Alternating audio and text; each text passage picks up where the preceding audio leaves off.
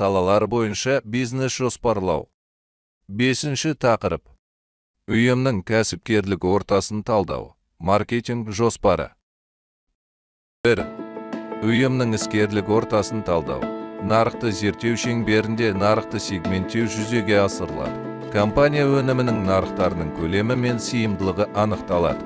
Нарықты сегменттеу деп бір-бірінен тауарларға, қызметтерге, сұраныс сипаттамалары бойынша ерекшеленетін нарықтың жекелеген бөліктерін, сегменттерін бөлу, яғни тұтынушыларды ынталандыру және басқа белгілер бойынша бөлуді айтады. Нарық көлемі – бұл кәсіпорынның тауарларын, қызметтерін өткізу жүзеге асырылатын аумақ. Нарық сыйымдылығы – белгілі бір уақыт аралығында нарықта сатылатын тауарлардың, қызметтердің көлемі. Жоспарлау кезінде нарық сыйымдылығы ақшалай және табиғи түрде есептеледі. Нарықтың сыйымдылығын және оның өзгеру тенденциясын білу жоспарлы кезеңде нарықтың болашағын бағалауға мүмкіндік береді. Мысалы, нарық перспективасыз болып көрінеді. Оның қуаттылығы кәсіпорынның өндірістік қуатымен салыстырғанда шамалы. Бұл жағдайда оны сатудан түскен кіріс оны нарыққа шығаруға кеткен шығындарды және өнімді өндіруге кеткен шығындарды өтей алмайды. Сонымен қатар, нарықтың үлкен сыйымдылығы әрқашан жоспарланған сату көлемін анықтай бермеуі мүмкін.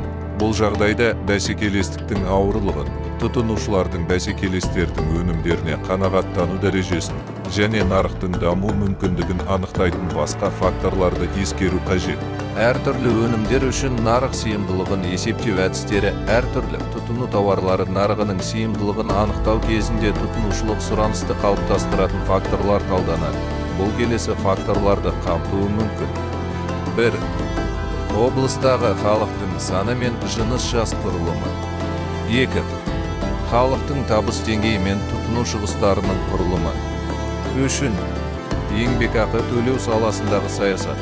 Нарық сыйымдылығы көптеген факторлардың әсерінен қалыптасатын динамикалық көрсеткіш. Ол жоспарланған өнімге сұраныс пен ұсыныс арасындағы қатынасқа негізделген. Сұраныс пен ұсынысты сипаттайтын жалпылама көрсеткіш әдетте нарық конъюнктурасы деп аталады. Конъюнктураның әсерінен нарық сыйымдылығы белгілі бір кезеңде дамиды.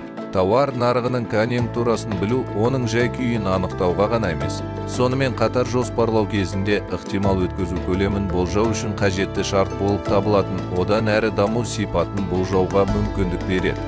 Ағымдағы нарықтық конъюнктураны бағалау бағдарламасы өнімнің ерекшеліктеріне, кәсіпорынның сипатына, белгілі бір өнімді өндіру ауқымына және басқа да бірқатар факторларға байланысты.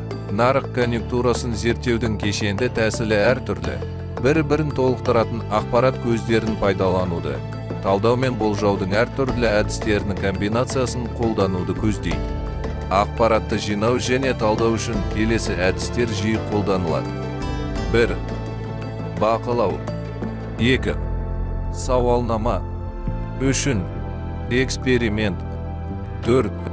Модельдеу. Тиімді әдіс ретроспективті талдаумен және келесі көрсеткіштерді болжаумен үйлестіре отырып, тауар нарықтарының жай-күйі туралы ақпаратты жүйелі жинауға негізделген бақылау болып табылады. 1. Нарық сыйымдылығы. 2. Өнімнің бір түрін жеткізушілердің саны. 3. Заттай және құндық мәндегі өткізу көлемдері. 4. Тауарлардың жекелеген топтарын өткізуді дамыту. 5. Сату жылдамдығы. 6. Тарату арналарындағы өнім қоры және тағы басқа. Конъюнктуралық талдау тәжірибесінде бақылау ақпарат жинаудың басқа әдістеріне қарағанда объективті және сенімді бағалауды қамтамасыз етеді. Өйткені ол нақты жағдайдағы зерттеу объектісінің мінез-құлқын зерттеуді және нәтижелердің жоғары репрезентативтілігін қамтамасыз етеді. Сауалнама мазмұны зерттеу нысанасы болып табылатын сұрақтар мен кәсіпорын қызметкерлеріне, тұтынушыларға немесе клиенттерге талдау жүргізетін маманның ауызша немесе жазбаша өтініші. Сауалнаманың көмегімен тұтынушылардың тауарды таңдаған кездегі артықшылықтар жүйесін, өнімді қайтару немесе сатып алудан бас тарту себебін анықтауға болады. Ол сауалнама немесе сұхбат түрінде жүргізілуі мүмкін. Эксперимент Нақты жағдайда бір фактордың екіншісіне әсерін зерттеу.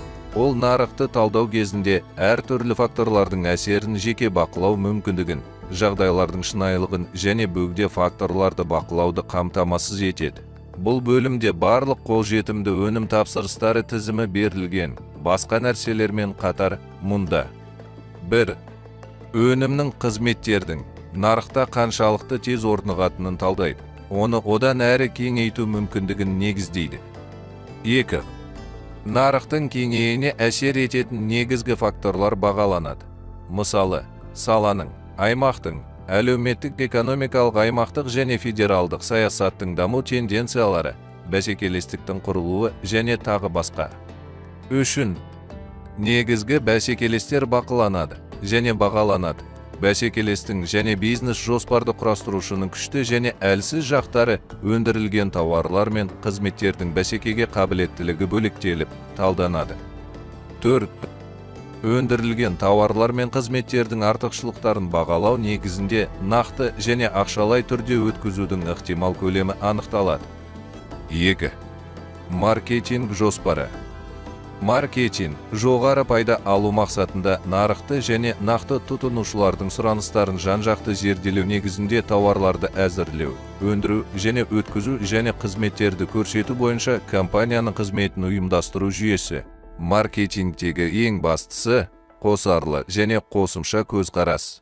Бір жағынан, кәсіпорынның барлық қызметі, оның ішінде оның өндірістік бағдарламаларын, ғылыми-техникалық зерттеулерді, күрделі салымдарды, қаржы ресурстарын және еңбек ресурстарын, сондай-ақ сату, техникалық қызмет көрсету бағдарламаларын және тағы басқа қалыптастыруға негізделуі керек. Тұтынушылық сұраныс пен оның өзгерістерін терең және сенімді білу. Өндірісті оларды қамтамасыз етуге бағыттау үшін тұтынушылардың қанағаттандырылмаған сұраныстарын анықтау қажет. Екінші жағынан, нарыққа және бар сұранысқа, қажеттіліктер мен тұтынушылардың талғамдарын қалыптастыруға белсенді әсер ету маңызды. Маркетингтің негізгі принципі өндірістің соңғы нәтижелерін тұтынушылардың талаптары мен тілектеріне бағдарлау. Аналитикалық функция мыналарды зерттеуді қамтиды. 1. Тұтынушылар. 2. Бәсекелестер. 3. Тауарлар. 4. Бағалар. 5. Тауар айналымы мен өткізу. 6. Өткізуді ынталандыру және жарнамалау жүйелері. 7. Кәсіпорынның ішкі ортасы. Өндірістік функцияның бөлігі ретінде. 1. Жаңа тауарлар өндірісін ұйымдастыру, анағұрлым озық технологияларды игеру. 2. Материалдық техникалық жабдықтауды қамтамасыз ету. 3. Дайын өнімнің сапасы мен бәсекеге қабілеттілігін басқару. Сату функциясы мыналарды қамтиды. 1. Тарату жүйесін ұйымдастыру. 2. Қызмет көрсететін ұйым. 3.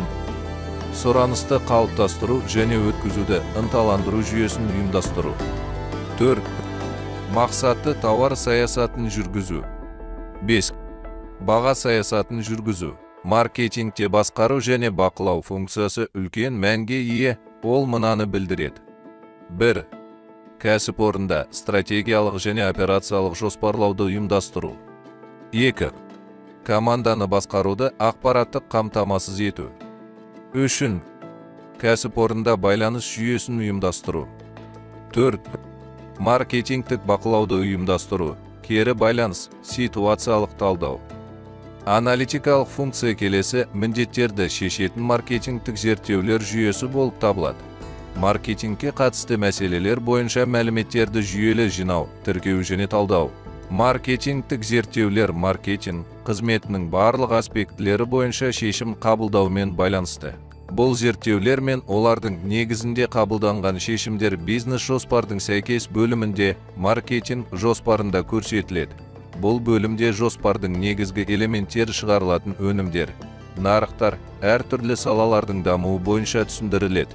Бұл бөлімде мыналар туралы ақпарат бар. 1. Компания қандай маркетингтік стратегияны қабылдайды? 2. Тауардың қалай сатылатындығы өз фирмалық дүкендері арқылы немесе көтерме сауда ұйымдары арқылы. 3. Тауарлардың бағасы қалай белгіленетінін және инвестицияланған қаражат бойынша рентабелділіктің қандай деңгейін жүзеге асыру күтілетінін. 4. Сату көлемінің өсуіне қалай қол жеткізу керек, өткізу аумағын кеңейту немесе сатып алушыларды тартудың жаңа нысандарын іздеу арқылы. 5. Қызмет қалай ұйымдастырылады және бұл үшін қанша ақша қажет болады. 6. Тауардың және компанияның жұртшылық алдында жақсы беделіне қалай қол жеткізу керек. Осылайша, бұл бөлім келесі элементтерді қамтиды. 1. Маркетингтің мақсаттары мен стратегиялары. 2. Баға белгілеу.